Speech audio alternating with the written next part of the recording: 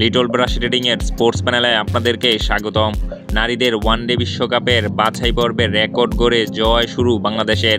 বৃহস্পতিবারে পাকিস্তানের লাহোরে থাইল্যান্ডের বিপক্ষে 271 রানের রেকর্ড গড়ে বাংলাদেশ নারী ক্রিকেট দল।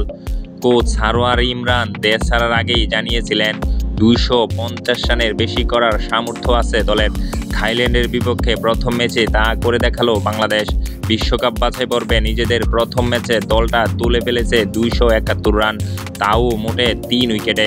ক্যারিয়ারে প্রথম সেঞ্চুরি করে এতে বড় অবদান রেখেছেন নিগার সুলতানা জ্যোতি। 80 বলে তিনি করেছেন 101 রান। সেঞ্চুরির কাছাকাছি গিয়েও মাইলফলক ছুঁতে পারেনি শারমিন আক্তার, তবে অপরাজিত 94 রান করে দলকে বিশাল পুঁজি পেতে সাহায্য করেছেন তিনি। লাহোরে সিটি ক্রিকেট গ্রাউন্ড স্টেডিয়ামে টসে হেরে ব্যাট করতে নামে বাংলাদেশ। শুরুটা ভালো হয়নি। ইসমা তানজিম বিদায় নেয় 2 অঙ্কে পা রাখার আগেই, তবে ফারজানা হকের সঙ্গে শারমিন 104 রানের জুটি সে ধাক্কা সামাল দেয়।